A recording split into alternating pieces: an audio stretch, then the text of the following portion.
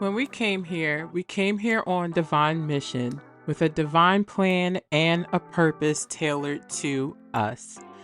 A path that's meant to be walked in our boldest authenticity. But along the way, life has happened. Generational patterns got in the way, systemic barriers showed up, and we were left to adapt and adopt imprints, stories, and survival modes that were never meant to define us forever. Here, we hold sacred space to heal those narratives, those traumas, the generational and systemic barriers, and help guide you back home to your truest divine self and your soul's calling. This is the Ashleie Elaine podcast, your home for healing with love so you can live out your soul work in truth and power. Welcome to the Ashleie Elaine podcast, where soul meets strategy, spirit meets systems, and healing becomes your legacy.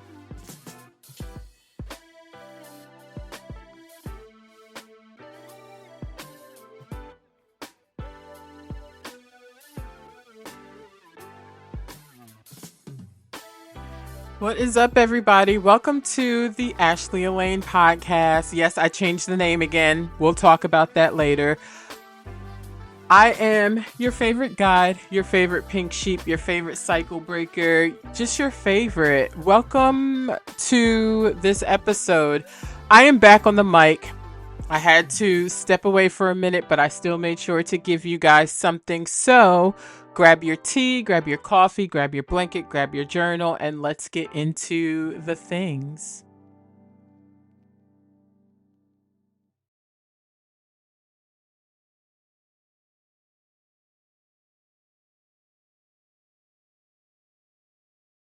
I'm starting to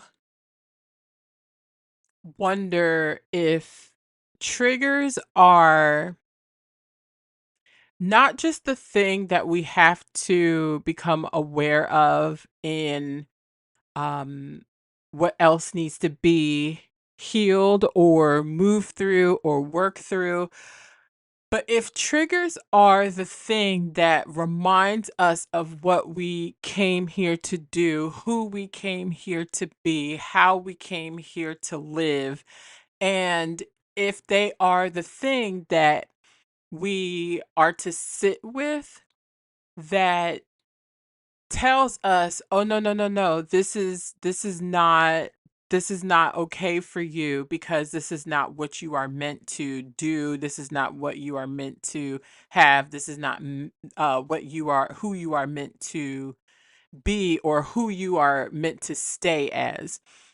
Or the other side of that, because we always look at triggers as just a negative thing. Um, the other side of that is, ooh, yes, this is the thing that you are supposed to be doing. This is the remembrance of who you are, where you're supposed to be, how you're supposed to be living, et cetera, et cetera. That question just came to me like as I was like getting ready to hit record, not in any of my notes. I love when that happens. Um, but I've had to step away for a minute, and I know that the trigger for me in having to step away from social media, step away from even like recording any new episodes, was that guy that got shot, Charlie Kirk, because I'm going to be respectful and I have my own thoughts.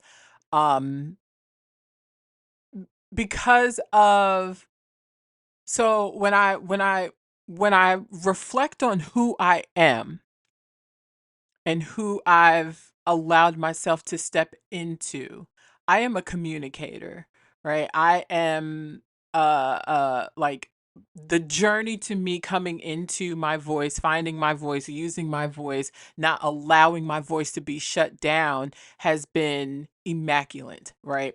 Um I don't know if immaculate's the right word now that I've said it out loud. It's been intense, and it's been, when I say immaculate, it's been like like I'm seeing grandiose, beautiful, in like I'm here, I've arrived. It's the mansion of with the marble floors, and it's like, bitch, I'm here. All right. Um and so at that moment when all of that happened, it caused a really big uproar on social media and in the country, as we all know. And I wanted to say so much and respond to so much shit that I saw online from people that I went to school with, people that I can't say that I was friends with, but even like family members. Like it was a lot. And something, and then like the empathic parts of me was taking in so much that I was just like, yeah, no, I need to disappear for a minute. I need to back down. I need to recluse because I want to make sure that my energy was stewarded or that my energy was placed in the spaces that it needed to be placed in, that I was preserving my energy for the conversations that were going to be healing, the conversations that were going to be two-sided, three-sided, whatever, the conversations that were not going to just meet what I wanted to hear and what I want to um uh like confirm, but also be able to engage in the healthy dialogue of, well, why do you think this? What does that mean for you? Da, da, da, da, da, da, da. Those eclipse portals that we had, which is where like him getting shot like started or was inside of. September was the cocoon I did not know I needed, that I probably asked for along my healing journey and did not expect. And I can't say that I wanted it or didn't want it, because when I tell you the amount of triggers that hit me, the amount of tests that came through, like when like even now as I'm thinking about just the month of September, all I see is like darkness. And it's not the darkness of like, oh my god, I'm depressed and um just like in this deep like it wasn't depression, because I know what depression feels like, and it wasn't that. Um it was, I need you to step away from everything and everybody outside of what your true commitments are and go inward. And I need you to go inward because you are going to get triggered so that I can show you what is no longer supposed to be, what you need to let go, where you need to set boundaries, and where you need to use your voice, where I needed to do all of these things. It felt like a final test before whatever new was coming. And mind you, whenever something is shifting, whenever something new is coming in, you're never going to see it first. It's going to be felt. It's going to be felt internally first. It's going to be felt in the body first, because the body is the mechanic of how we move through this world.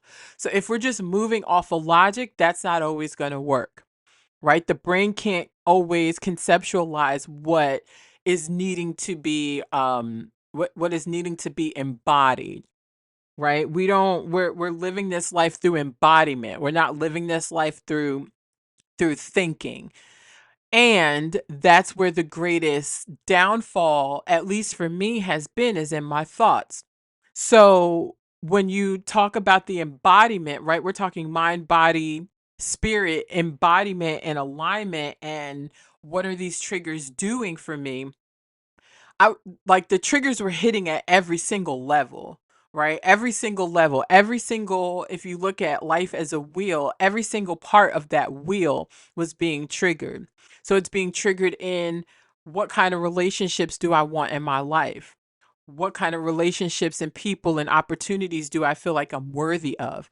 Is this thing that I've been building and proclaiming for myself, is it is it built on a solid foundation, and what foundation have I built it on? Right? The things that I've been saying that I want, and that I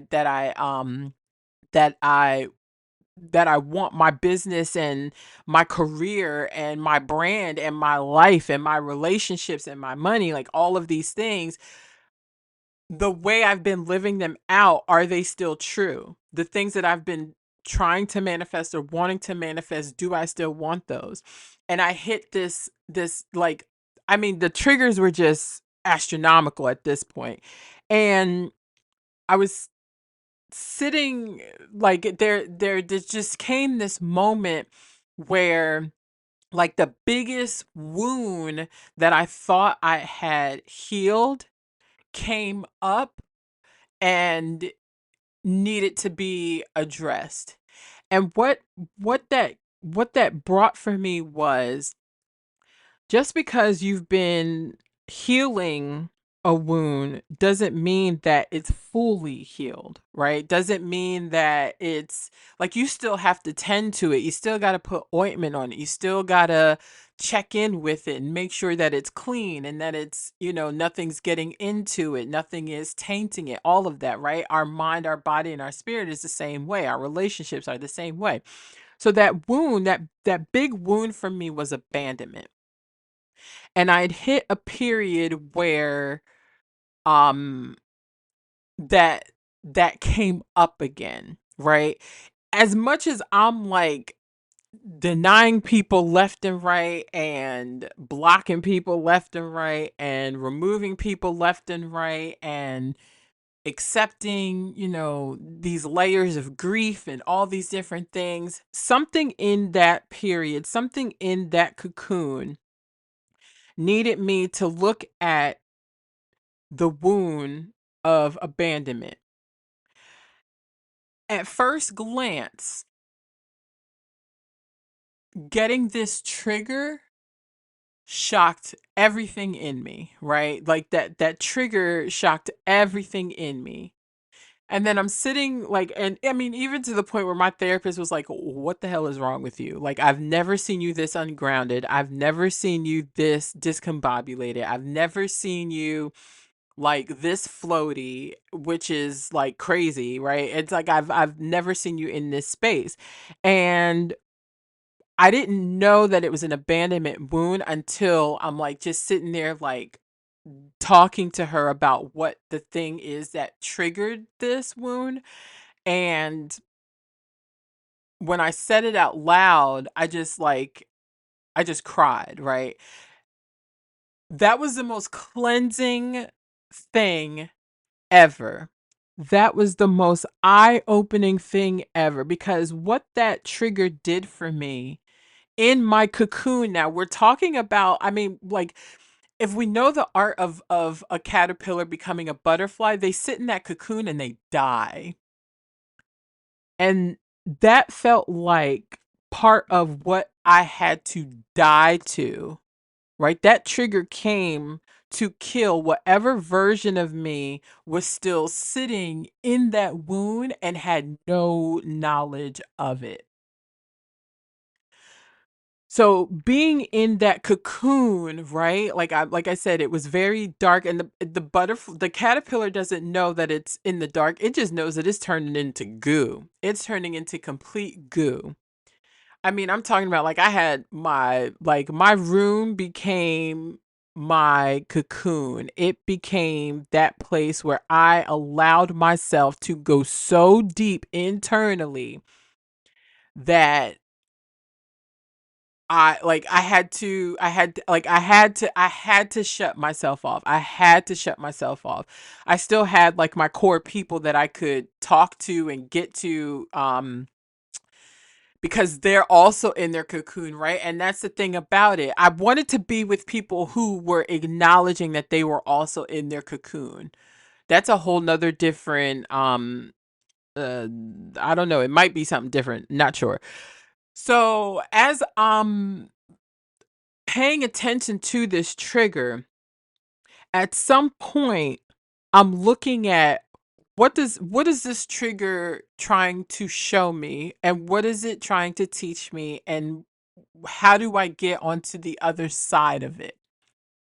This is where we start making our trigger work for us, right? This is where we start making that trigger that may be I don't know, like there's this thing where people make triggers so negative. It's like, oh my God, they're triggering me. And it's like, okay, maybe they were sent to trigger you, right? This person that triggered the abandonment was sent to trigger me into not self-abandoning, right? Not abandoning myself. Whether I believe that I haven't been, there's still a part of me that has been abandoning myself that I didn't even know I was abandoning, right? So we can't keep looking at triggers as this bad thing all the time, especially when it's coming from someone else. We have to remember that we are mirrors of each other. And when someone has come into our lives, right? Those karmic partners, those karmic friendships, those karmic people, right, that seem to be here and have this grand connection, and it ends so quickly, or it's really volatile, or whatever it is. That's a mirror. There's something in a past life, in a past version of us, that is needing to be healed.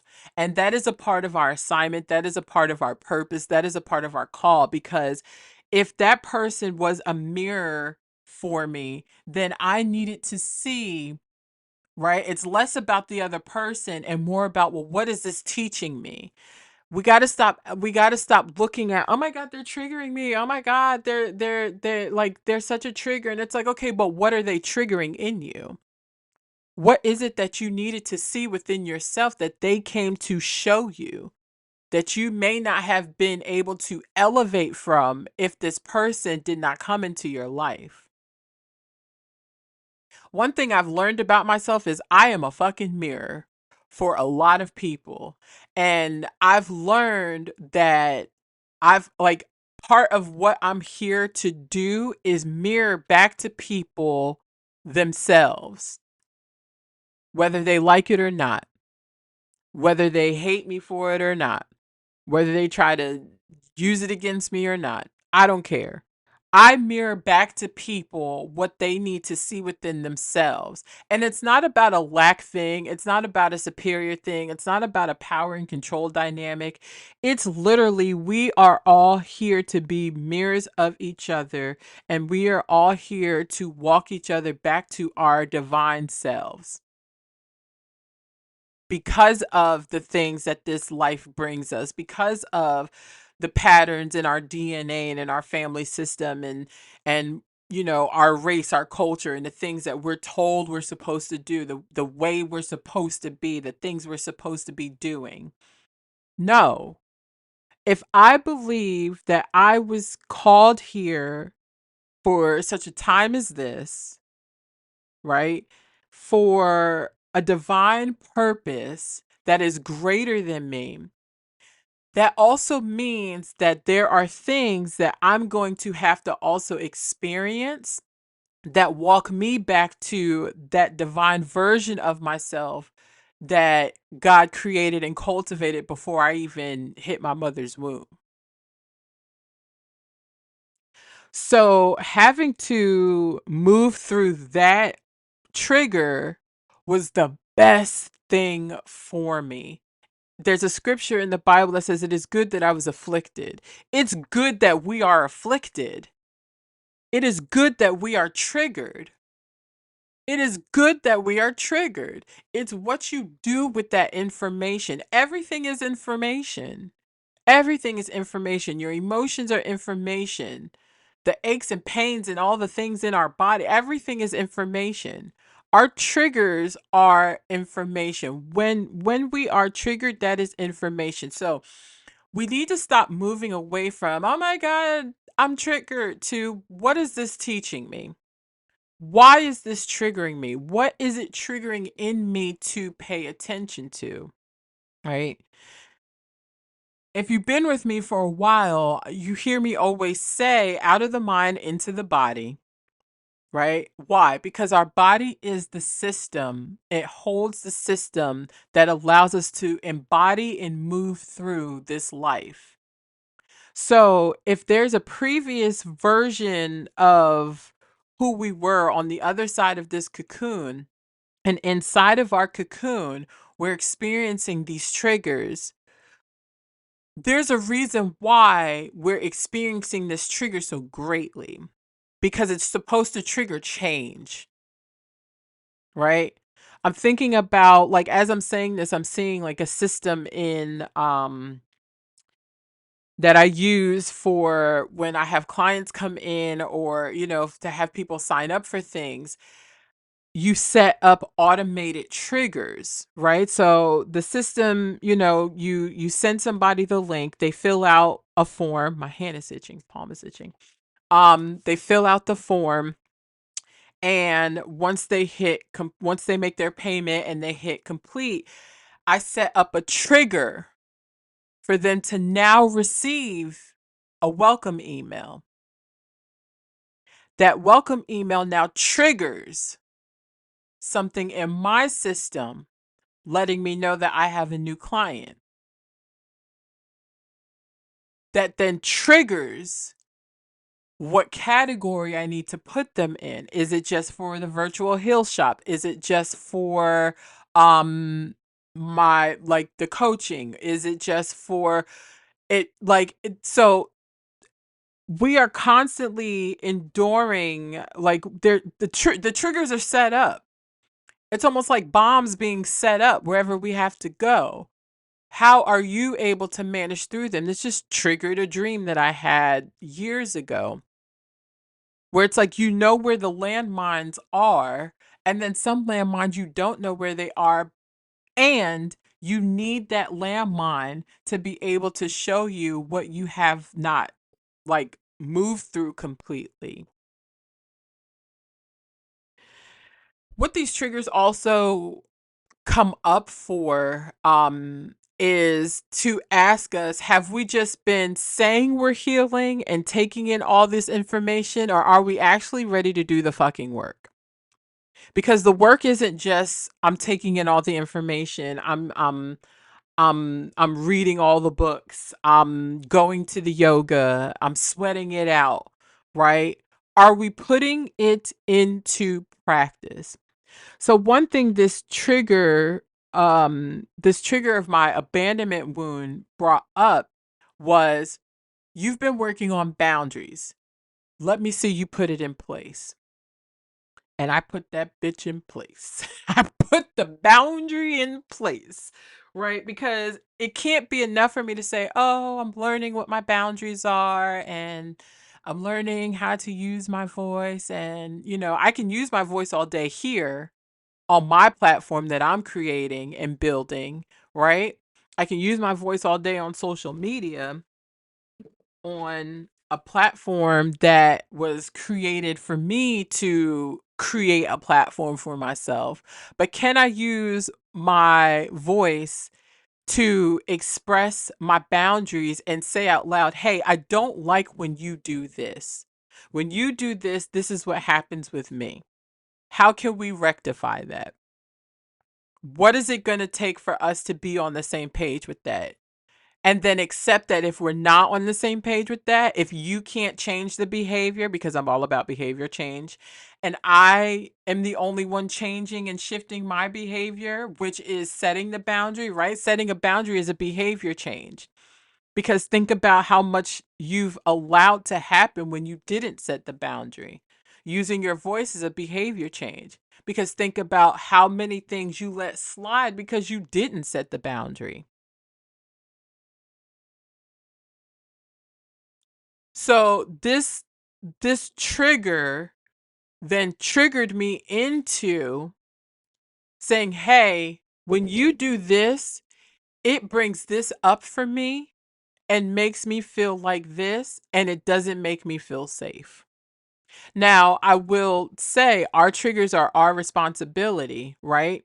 And it's not for the other person to soothe those triggers, or change them or heal us or none of that, right?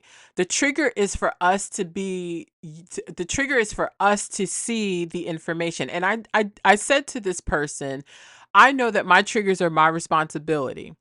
And I think it takes noting to and letting you know that when you do X, Y, and Z, this is what triggered. When you did X, Y, and Z, this is what triggered. This is what came up for me. I'm not asking you to manage my trigger. I'm asking you to be aware of what your behavior is that triggers that. And if you see your behavior as a challenge for you, then what needs to change on both ends so that we're not triggering each other, right? It's all about communication. The old version of me wouldn't have said anything and would have just been sitting in the trigger by myself, sitting in that moment by myself, right? Obviously this person could not change whatever they needed to, and that's not a me thing, that's a them thing, but that's also like them needing to do their own work. And my trigger also triggered something for them. This is only going to be seen as a negative thing if it becomes if I didn't set the boundary.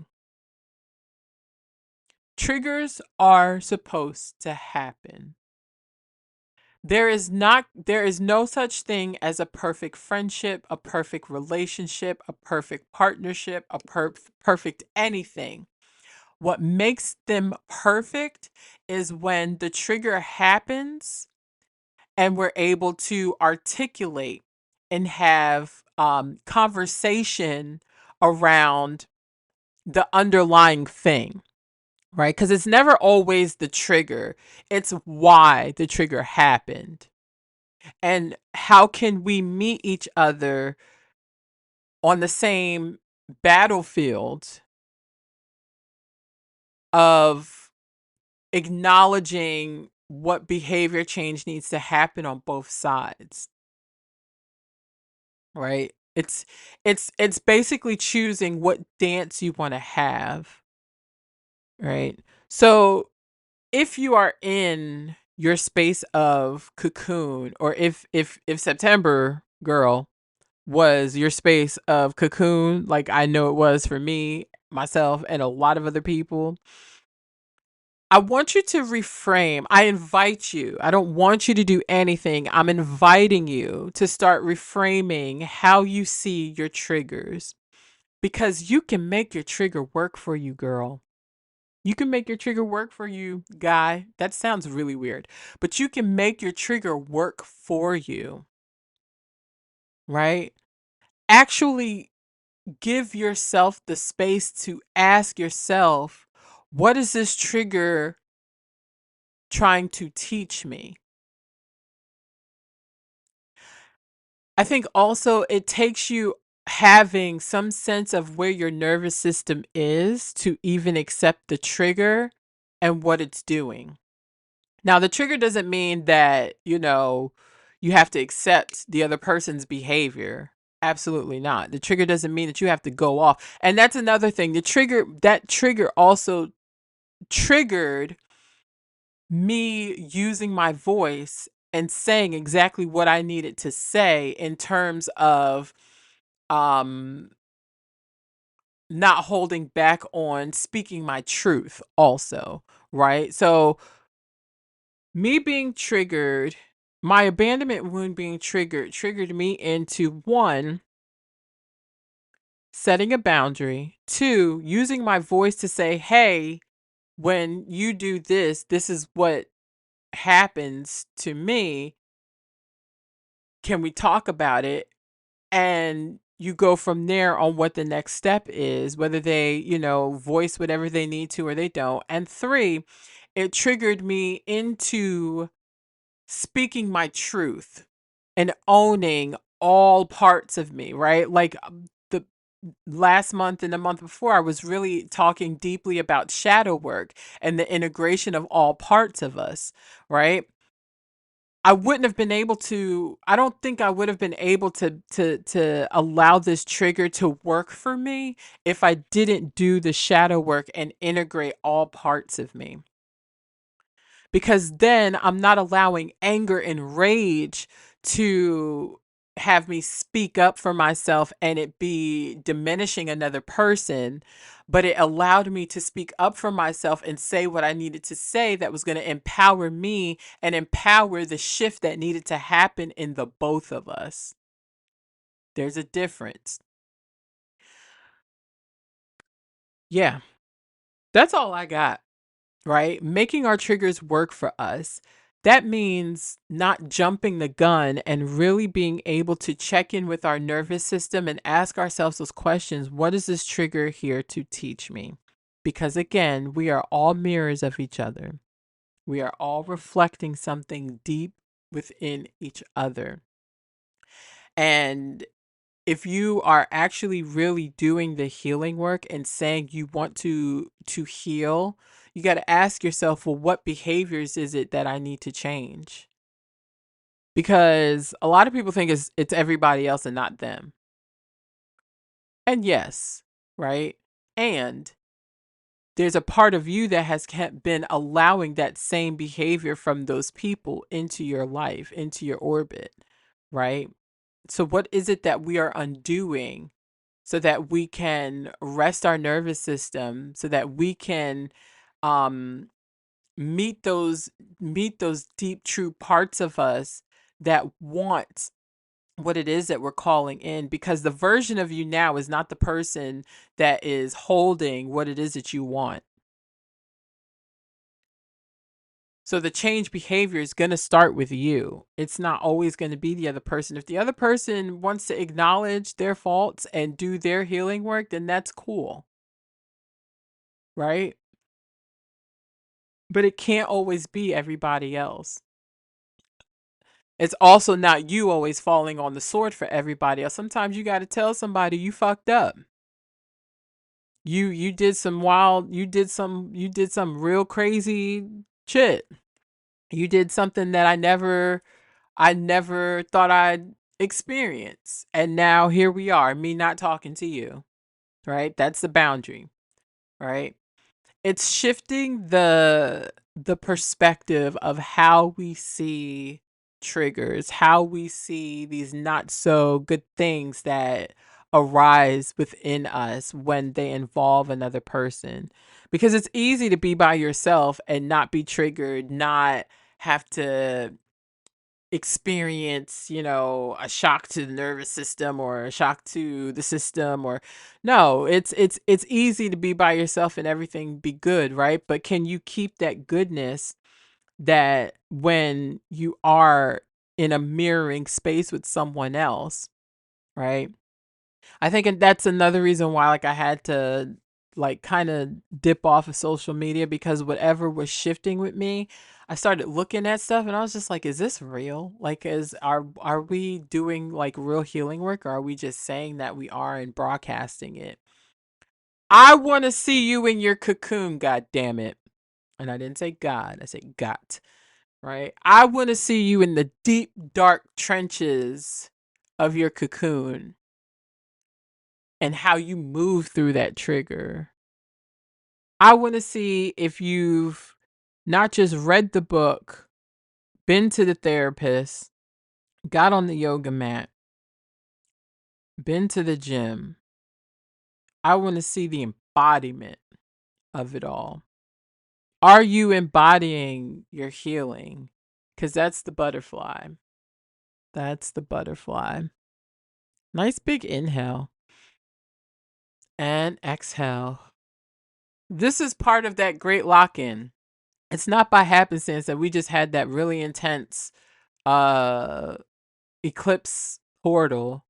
I feel like things have been shifting actually since like the 8/8 portal, like August 2025.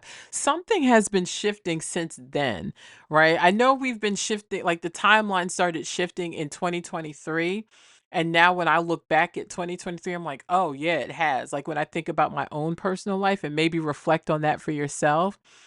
But since August, something has been like moving different. And I remember sitting outside with my son and asking him, maybe a little bit before August, asking him like, "Bro, you feel something shifting?" He's like, "Yeah, I feel something, mommy, but I don't know what it is." He like, I don't know. I know, but I don't know. Um, yeah, I love y'all. I don't know if I love y'all for free anymore. That's also shift. But I have so much love to give that I am stewarding how I pour that love out. Yes. Um, remember, your triggers are not here to harm you, they are here to teach you and elevate you. Let your triggers work for you. Let them work for you. Because on the other side of those triggers is the version of you that you have been asking for. Take care of yourself and take care of the people that show you your worth. I love you.